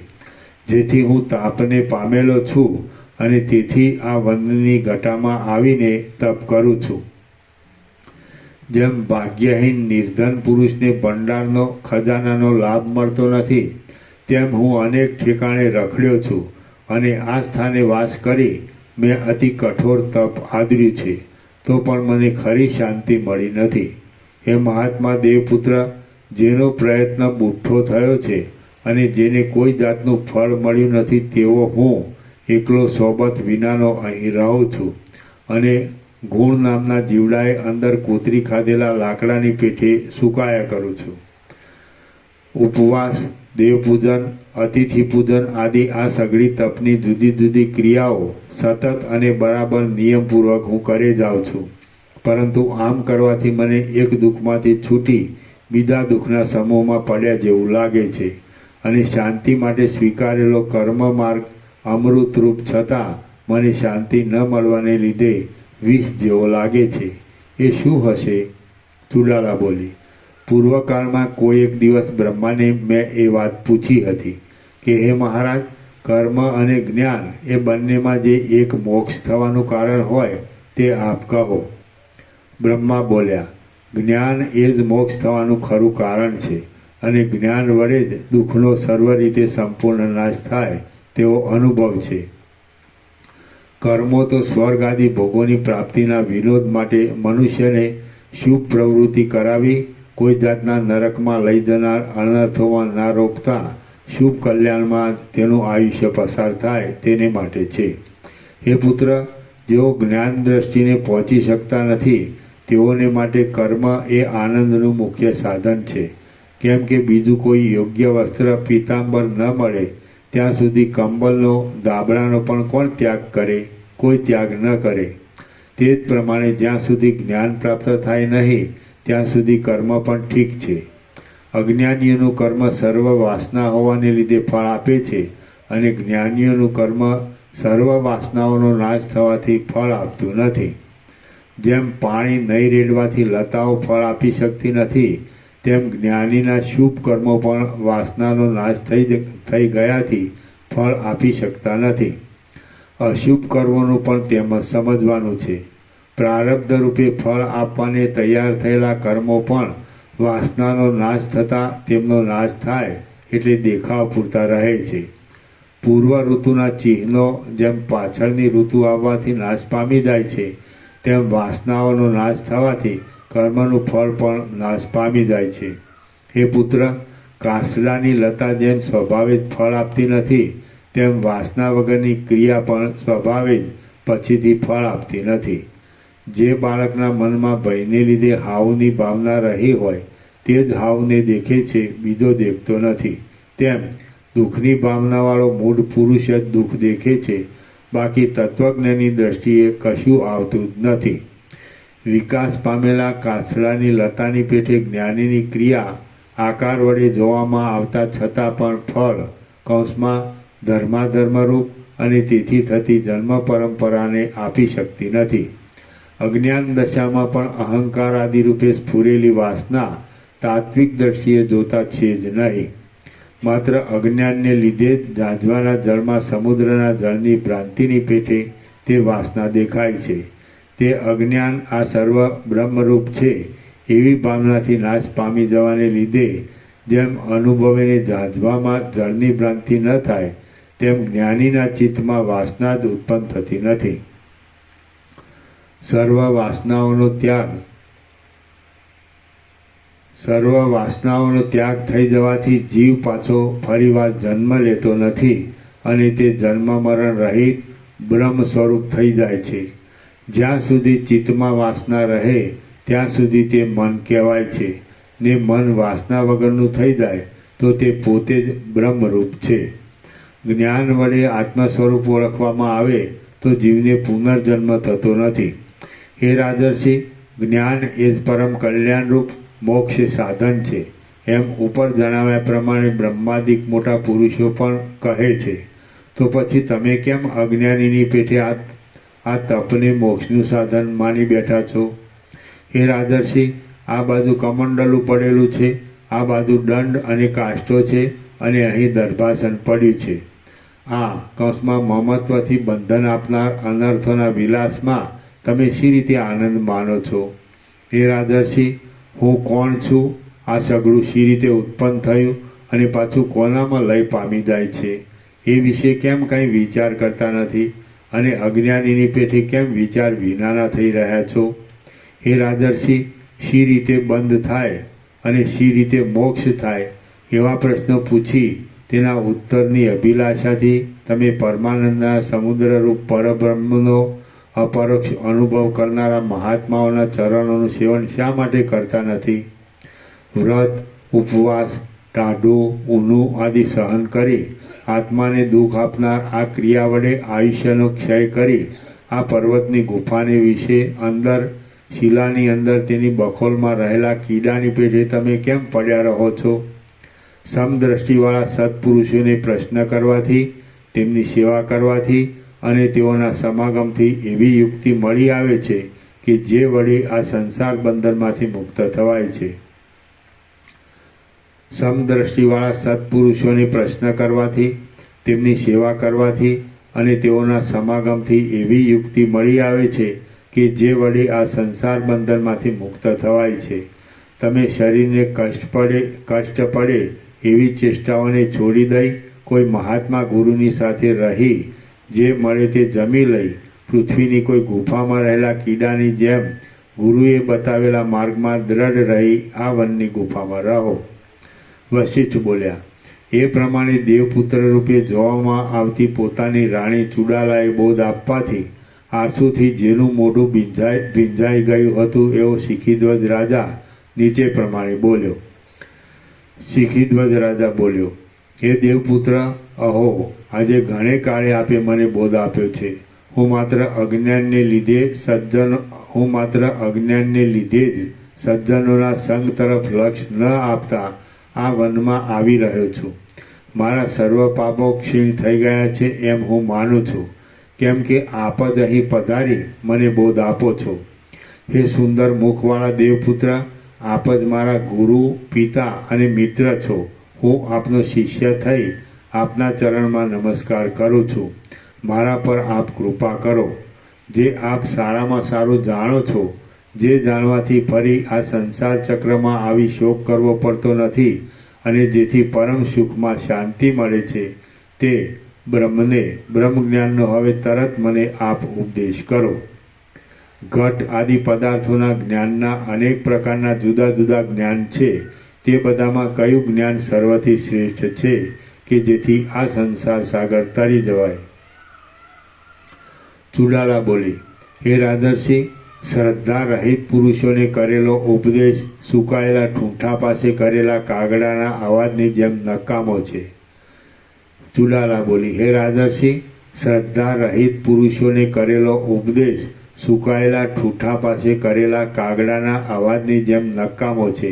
માટે જો તેમ થાય એવું હશે તો હું કશું કહીશ નહીં. પરંતુ જો તમે શ્રદ્ધાથી મારા વાક્યોને ગ્રહણ કરો અર્થાત તે ઉપર દ્રઢ આરૂઢ રહો તો તમે જે પૂછો છો તે જેવું જ્ઞાન છે અને જેવી રીતે પ્રાપ્ત થાય છે તે સર્વ હું કહું છું. જે માણસ શ્રદ્ધા છોડી ફક્ત વિનોદ કરવા પૂછે છે પણ પાછો વક્તાની પાસેથી જવાબ ગ્રહણ ન કરે તેવા મનુષ્યોની પાસે કહેલા વચનો અંધારામાં આંખનું જોવું નકામું થાય તેમ નિષ્ફળ થાય છે. શિખીધ્વજ રાજા બોલ્યો, આપ જે કાંઈ મને કહેશો તે હું શ્રુતિના વિધિ વાક્યની પેઠે કોઈ જાતનો તર્ક આદિ વિચાર ન લાવતા તત્કાલ શ્રદ્ધા વડે ગ્રહણ કરીશ. આ મારું કહેલું બરાબર સત્ય છે. ચુડાલા બોલી, જેમ પિતાનું કહેલું વાક્ય સાચું કે ખોટું એમ કુતર્ક કર્યા વિના જ પરિણામે હિતરૂપ સમજી માત્ર આજ્ઞા તરીકે માનવામાં આવે છે, તેમ આ મારા વચનોને પણ હેતુ વિશેનું પ્રયોજન ન શોધતા હિત બુદ્ધિથી એક આજ્ઞા તરીકે સમજી કાનને સુખ આપનારા ગાયનની પેઠે શ્રવણ કરો અને સાંભળ્યા પછી પણ તેમાં તમારું કલ્યાણ જ છે એવી દ્રઢ ભાવના રાખો. જેની બુદ્ધિ મંદ છે તેને લાંબે કાળે બોધ થાય અને જેની બુદ્ધિ તીવ્ર છે તેને જલ્દી બોધ થાય તેવી એક તમારા જેવી મંદ બુદ્ધિવાળા પુરુષની કથા હું કહું છું, જેથી સંસાર તરવો સુગમ થાય. શ્રી યોગ વાસિષ્ઠ મહારામાયણમાં નિર્વાણ પ્રકરણના પૂર્વાર્ધનો શીખીધ્વજ અવબોધ નામનો સર્ગ 87મો સમાપ્ત. સર્ગ 88મો મૂર્ખનું આખ્યાન. આ 88મા સર્ગમાં થોડાક કાળમાં પોતાના તપ વડે ચિંતામણી મળ્યા છતાં મૂર્ખપણાથી તેની ઉપેક્ષા કરી કોઈ એક પુરુષ પછીથી કાચને મણીની ભ્રાંતિથી ગ્રહણ કરશે એ કથા કહેવામાં આવશે. ચુડાલા બોલી, જેમ પરસ્પર ઉલટા ધર્મવાળા જળ અને વડવાગ્નિ એ બંનેનો સમુદ્ર એ એક આશ્રયરૂપ છે, તેમ કોઈ એક શ્રીમાન પુરુષ અન્યોન્ય વિરુદ્ધ ધર્મવાળા ગુણોવાળો છે. એ લક્ષ્મી તથા અસદ ગુણના આશ્રયરૂપ છે. તે સર્વ કળાઓમાં નિપુણ છે, અસ્ત્રવિદ્યામાં કુશળ છે, વ્યવહારમાં વિચક્ષણ છે અને સર્વ સંકલ્પોના સીમાડારૂપ છે, પરંતુ માત્ર તે એક પરમાત્માના પદને ઓળખતો નથી. જેમ વડવાગ્નિ સમુદ્રના જળને શોષી લે છે, તેમ એ પુરુષે જપ તપ આદિ અનંત યત્નો વડે મળી શકે છે એવા ચિંતામણીને મેળવવા પ્રવૃત્તિ કરી. દ્રઢ નિશ્ચયથી તે કામમાં લાગેલા એ પુરુષના તીવ્ર પ્રયાસવાળા યત્નથી થોડા કાળમાં ચિંતામણી સિદ્ધ થઈ તેની પાસે આવ્યો. કેમ કે જે બરાબર મન રાખી કાર્ય કરે છે તેનું શું સિદ્ધ નથી થતું? બધું જ સિદ્ધ થાય છે. બુદ્ધિનો આશ્રય કરી મનમાં કોઈ જાતનો ખેદ લાવ્યા વિના જો પ્રવૃત્તિ અને ઉદ્યોગ કરવામાં આવે તો અકિંચન પુરુષ ભિખારી પણ વિઘ્ન નહીં પડતા શક્તિમાન બની જાય છે. જેમ ઉદયાચળના શિખર ઉપર રહેલો કોઈ મુનિ ચંદ્રનો ઉદય પોતાની અતિ નજીક થયા છતાં ભ્રાંતિ વડે મેરુ પર્વતમાં અતિ દૂર થયેલો સમજે, તેમ એ પુરુષ પણ ચિંતામણી પોતાની પાસે આવેલો છે અને હાથમાં આવી પડે હોવા છતાં ભ્રાંતિ વડે તેને દુર્લભ સમજતો હતો. જેમ અતિ દરિદ્ર કોઈ પામર પ્રાણી અનાયાસે પોતાને રાજ્ય પ્રાપ્ત થાય તો તેને સત્ય ન માને, તેમ એ પુરુષનો પણ સર્વ મહામણીઓમાં ઉત્તમ ચિંતામણી પોતાને મળી ગયા છતાં તેના ઉપર નિશ્ચય બંધાયો નહીં. વિસ્મયવાળા પોતાના મન વડે ઉપેક્ષા કરવાથી પ્રાપ્ત થયેલા ચિંતારૂપી દીર્ઘ દુઃખથી ભ્રાંતિ પામી જઈ તેણે વિચાર કર્યો કે આ શું ચિંતામણી હશે? આ ચિંતામણી તો જણાતો નથી.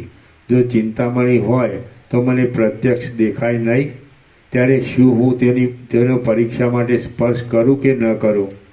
વખતે જો કદાચિત ચિંતામણી હોય તો મારા ભાગ્યહીનપણાને લીધે સ્પર્શ કરવાથી જતો રહે. માત્ર આટલા થોડા કાળમાં ચિંતામણી સિદ્ધ થાય નહીં, કારણ કે તે મરતા સુધી યત્ન થાય ત્યારે જ મળે છે, એવો શાસ્ત્રોનો ક્રમ છે. હું પોતે કૃપણ હોવાથી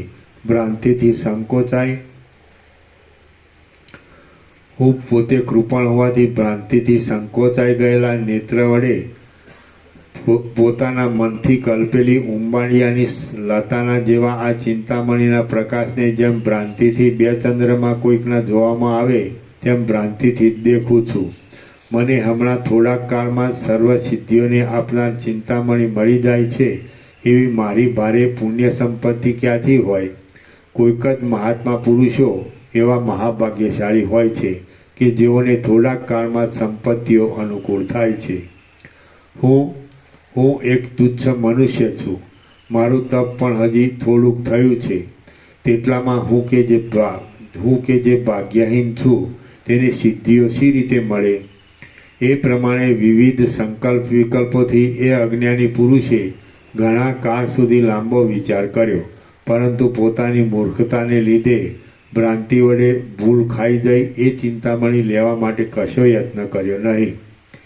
જે કાળે જે પદાર્થ જેને મળવાનું વિધાતા તરફથી નિર્માણ થયું નથી તે પદાર્થ તે કાળે તેને મળતો જ નથી. જેમ કે એ મૂર્ખ પુરુષે પોતાને ચિંતામણી મળ્યા છતાં માત્ર રમત માટે ગુમાવી દીધો. એ પુરુષ જ્યારે ચિંતામણીને ગ્રહણ કર્યા વિના એમનો એમ ઊભો રહ્યો ત્યારે પછી ચિંતામણી પણ ઉડીને જતો રહ્યો.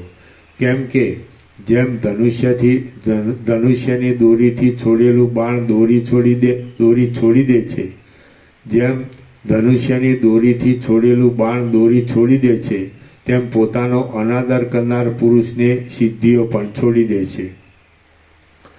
જ્યારે સિદ્ધિઓ પ્રાપ્ત થાય છે ત્યારે તે પુરુષમાં વિચક્ષણપણું પણ ઉત્પન્ન કરે છે. પરંતુ જો પુરુષ એ સિદ્ધિઓનો અનાદર કરે તો તેઓ જતી રહે છે. માત્ર એટલું જ નહીં, પણ તેમાં જે કંઈ પ્રથમ વિચક્ષણપણું રહ્યું હોય તે પણ લેતી જાય છે. એ પુરુષ પાછો વળી ચિંતામણીના સાધન માટે ક્રિયા વડે યત્ન કરવા માંડ્યો. કેમ કે દ્રઢ નિશ્ચયવાળા પુરુષો પોતાના કાર્યમાં કદી પણ હતાશ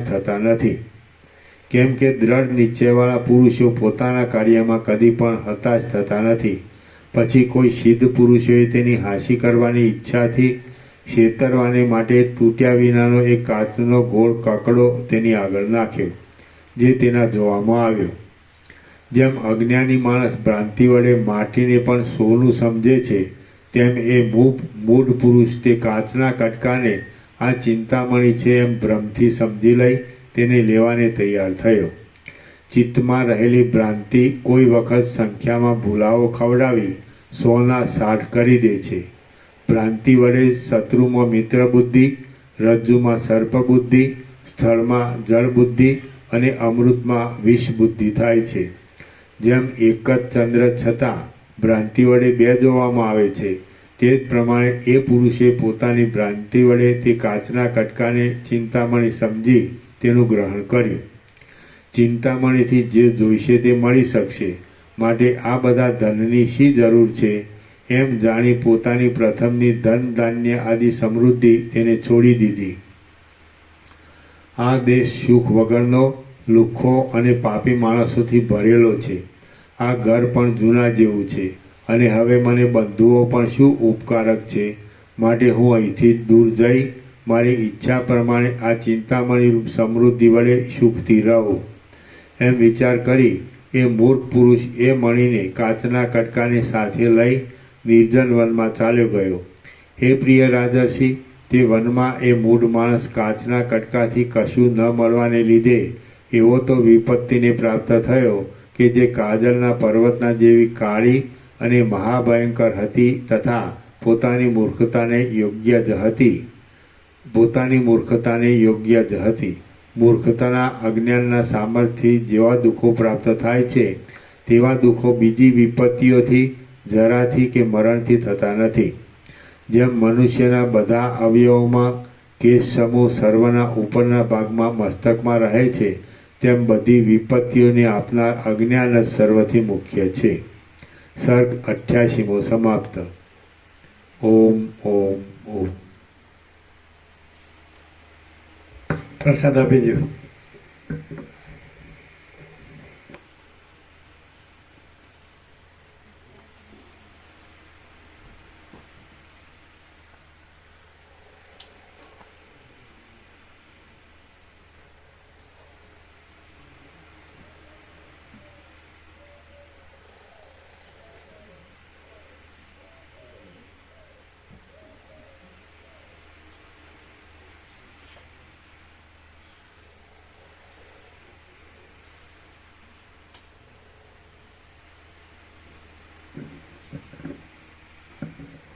રાખજો.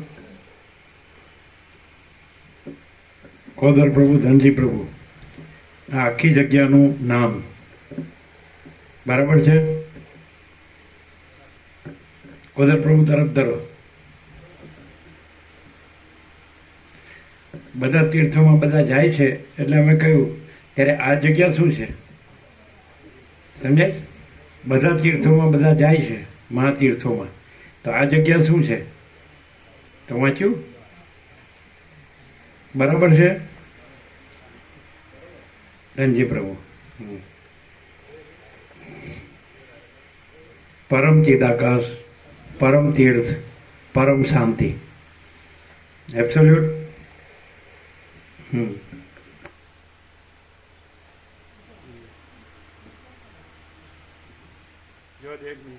એક મિનિટ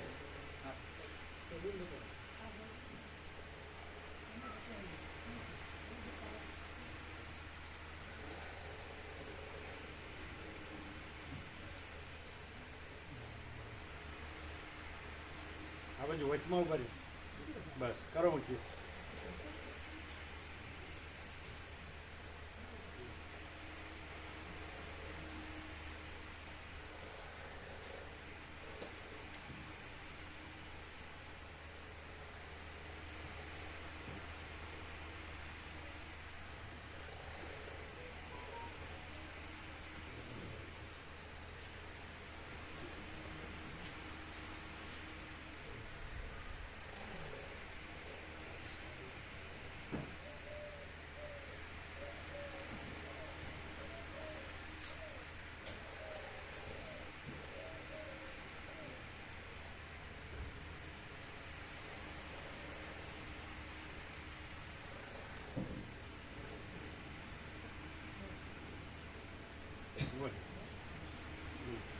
વાંચ્યું બધાએ?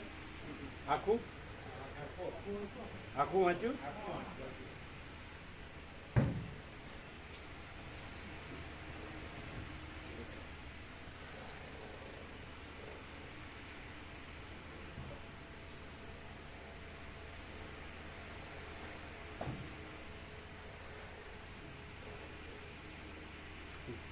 કેમ છે?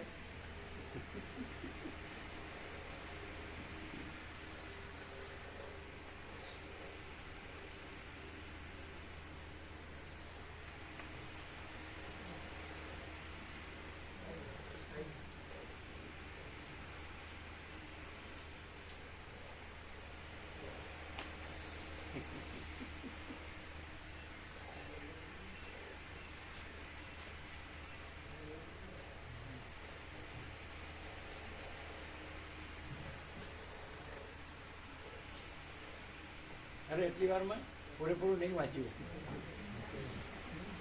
થોડા પાછા આવો. તમે આમ આવો, વચમાં આવો. આવો પાછા. હવે કરું છું.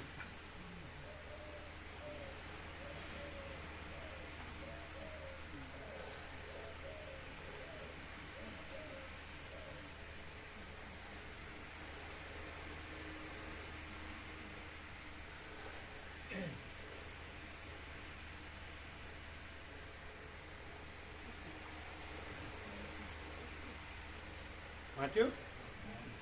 જોવા દેજો.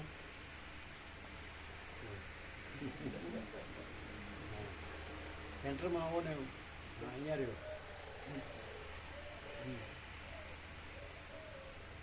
સેન્ટરમાં ઊંચું કરો.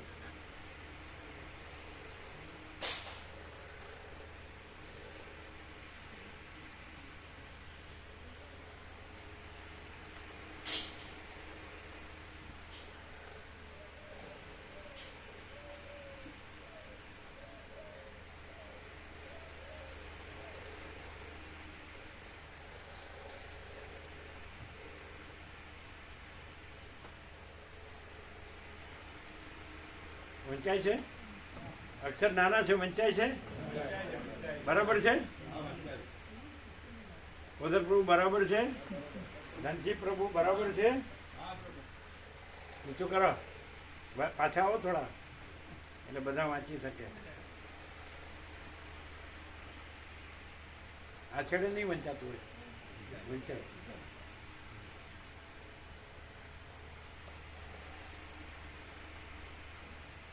ધનજી પ્રભુ બરાબર?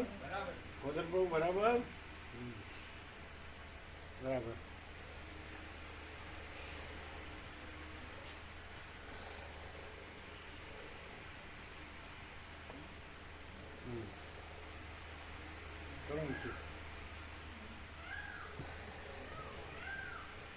હવે જો વંચાય છે છેડે,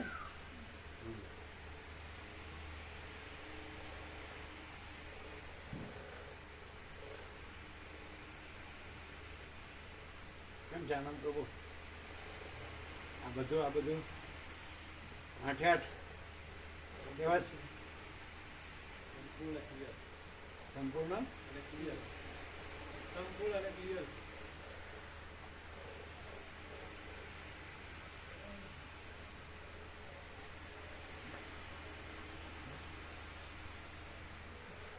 બરોબર છે?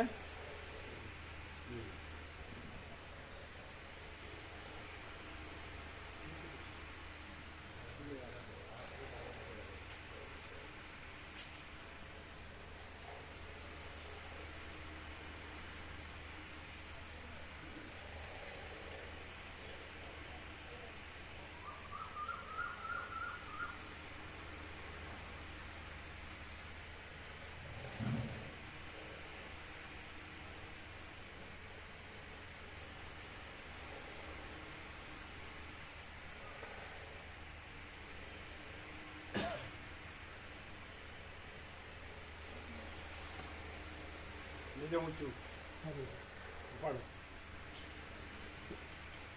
સીધું રાખો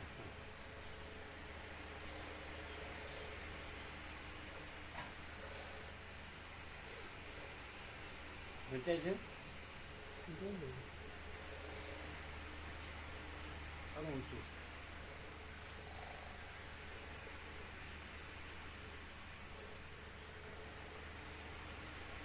તમે આમ પાછા આવો થોડા બસ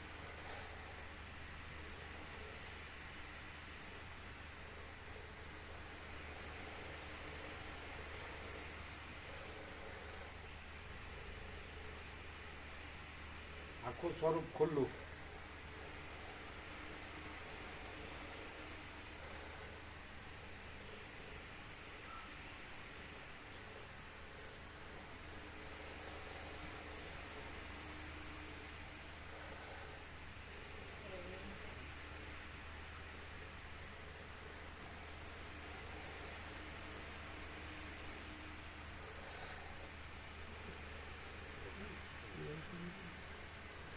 બરોબર બરોબર છે ધનજી પ્રભુ બરોબર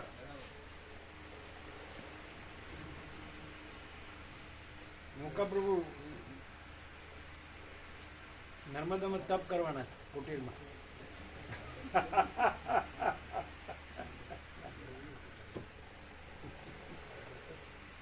પછી ચૂડાલાવણી આવશે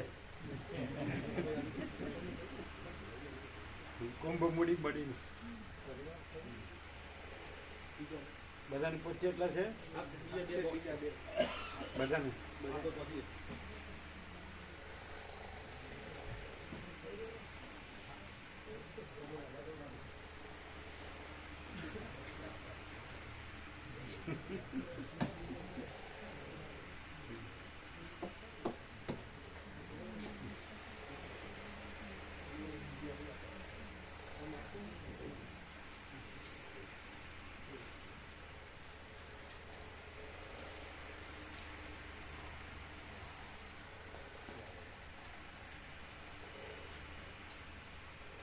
એક એક કેવા છે અભ્યાસ વાંચ્યા ને બધા કેવા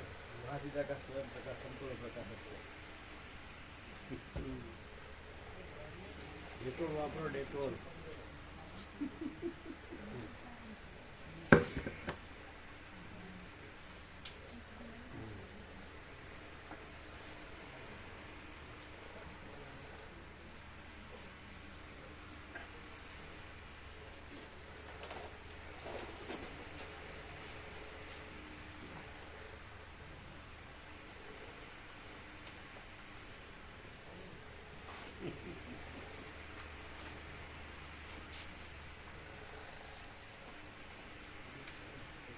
મુકા પ્રભુ હજી શોધવાનું છે નહીં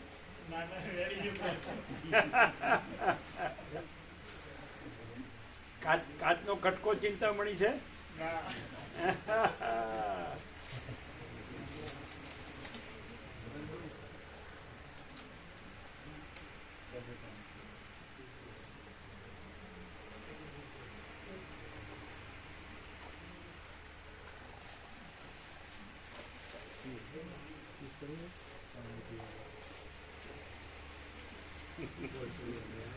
દૂર વંચાતા હતા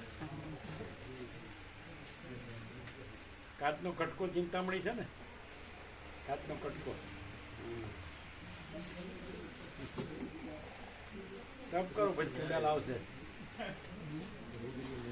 હું માંડ્યું છે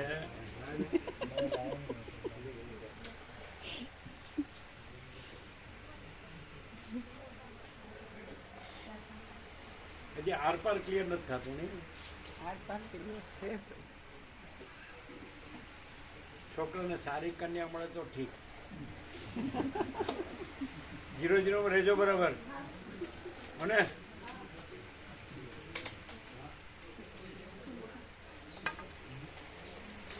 0-0 ભૂલ ના થાય સેવા માગી હતી ને યાત્રાની આવી ગોધીનગર સમજી પ્રભુની 8,000 સેવા આવી યાત્રાની બાકી હતી ને એ પાલનપુર મોકલી દો ને મહેસાણા સેવા હા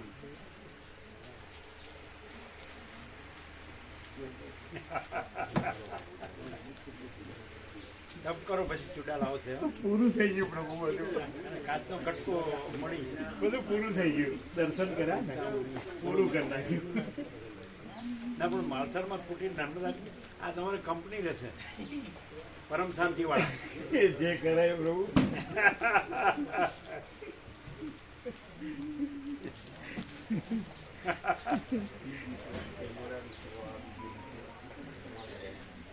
હા બરાબર.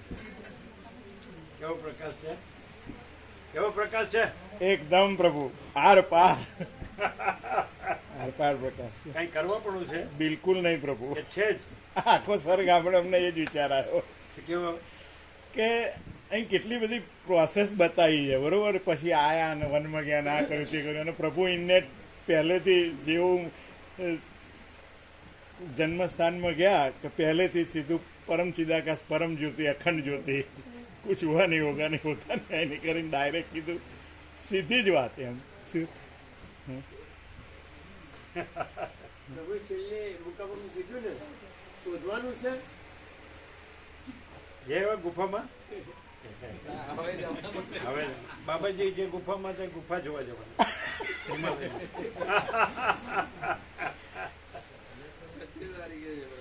હે? 6 નું પીધું છે. ગમે ત્યાં જાય પ્રભુ, પણ આ વચનામૃતો છે ને એ આમ આમ વાગશે આમ આમ આમ આમ કે પરમ ચિદાકાશ પરમ જ્યોતિ અખંડ જ્યોતિ.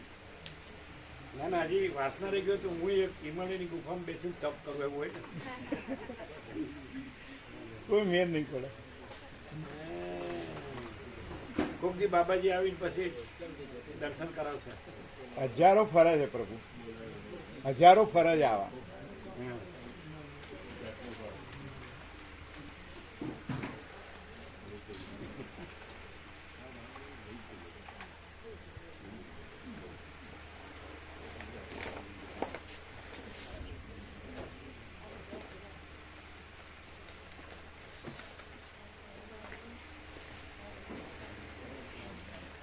જય રામજી કી.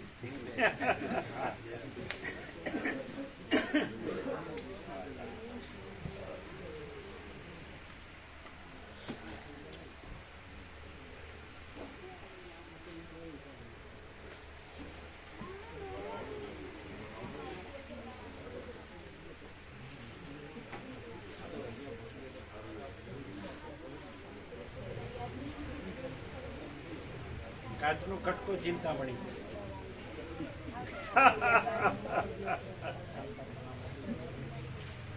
થાક લાગ્યો હોય તો કહેજો હો. અને હજી બળદેવ પ્રભુ જો તમને થાક લાગતો હોય તો કહેજો હજી એવો. બીજા પેન્ડિંગમાં છે ઘણા. હા બે ને 2 જણ ને હો 2 ને. પેલું 25,000 નું ઇન્જેક્શન લીધું છે એટલે બેને વાંધો નહીં, ફ્રી થાય. ફ્રી કરો હોય તો પેન્ડિંગમાં છે બીજા, પૂછી લેજો. હે પણ તમે તો જઈ આવ્યા છો ને પાછો થાક લાગે છે ને બે. હે એમ નહીં, પણ તમે ગયા છો એનાથી વધુ જગ્યાઓ હશે. તમે ગયા છો એનાથી પણ વધુ જગ્યાઓ. તમે કેટલા દિવસ ગયા હતા? 25. ઘણી જગ્યાઓ તમે નહીં ગયા હોય, ઘણી એવી એક જ જગ્યા એવી હોય કે એના દર્શનથી પણ વધી ગયો.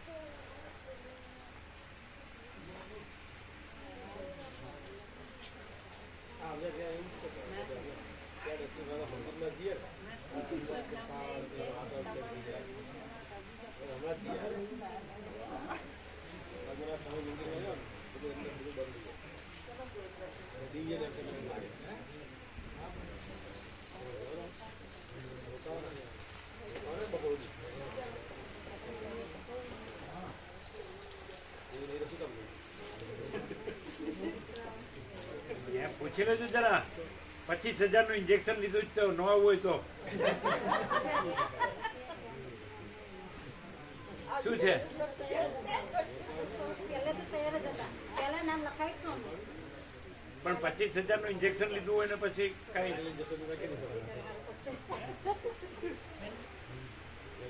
પૂછી લો કેમ બરોબર છે ને? તેજમાં તેજ, જ્યોતિમાં જ્યોતિ.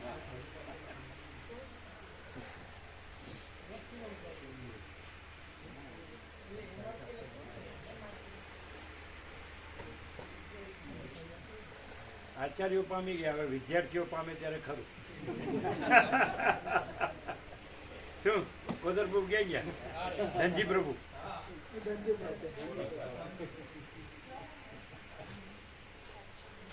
મુકા પ્રભુ કીધું આચાર્યો પામી ગયા, હવે વિદ્યાર્થીઓ પામી જાય ત્યારે ખરું. અહીંયા આ પરિસરમાં બધા પામી ગયા. આ તો ઉદાર છે હો. બધાને 100 માંથી 100. અહીંયા આવે એને ક્યાંય ગુફામાં જવાની જરૂર નથી, ક્યાંય જવાની જરૂર નથી. આ ગુફામાં જવાના, આ ગુફામાં જવાના.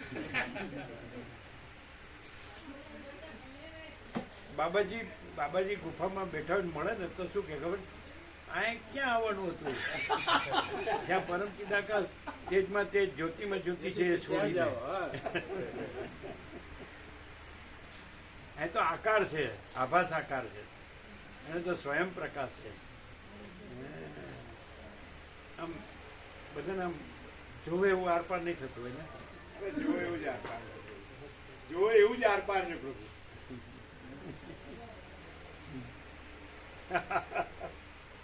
હવે કાચો ચિંતામણી છોડીને કાચના કટકાને ચિંતામણી જાણીને ન પકડે તો સારું, પેલો છોડીને. નહીં તો હોય એ જાય બધું. ચાલો બધા જે ચા પાણી નાસ્તો કરો બધા, પછી આપણે પેલા લગાડીએ બેનર. જાઓ બધા. હને મામા પ્રભુ લઈ લો. એ હીરાકુ બધાને ફૂલ આપો.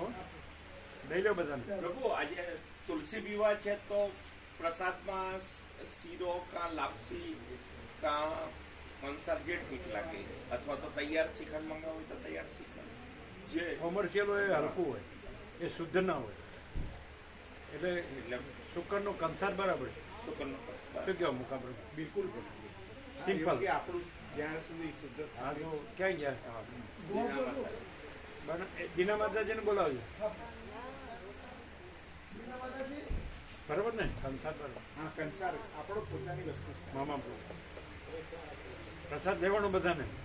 શુકરનો, એકાદશી, તુલસી વિવાહ.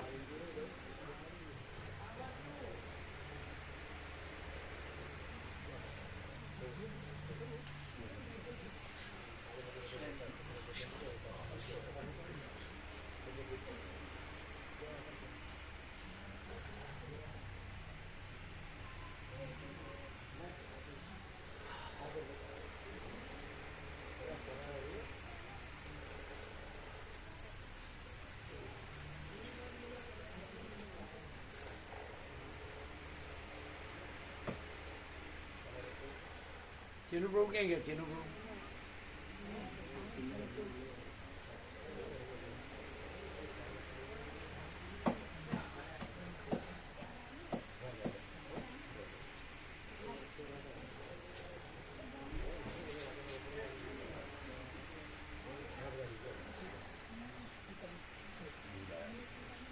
પેલા આવ્યો દીના માતાજી આવ્યો. એમને કયો બે ને એમને કયો દિના માતાજી કંસાર પ્રસાદ બનાવી દે છે તુલસી. એમ કે છે કે તુલસી વિવાહ છે, એકાદશી છે, એટલે એમણે કીધું. બરાબર. એટલે બધાનો બનાવવાનો. બધાનો. એટલે લગભગ કેટલા ભાવિકો છે? 40 જેટલા. 40 જેટલા હશે ને?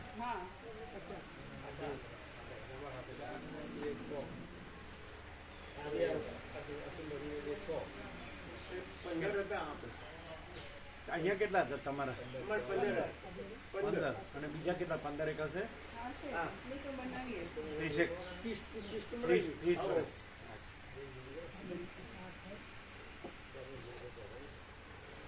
જીરો માં બરોબર છે. બરોબર જરૂર રાખીને. એમણે સાંભળ્યું નથી પેલા હમણાં આવ્યા પણ એ તો હવે વાંધો નહીં તમે સાંભળ્યું હા તમે મહાપ્રભુ પ્રસાદ લો પછી અમે બતાડીએ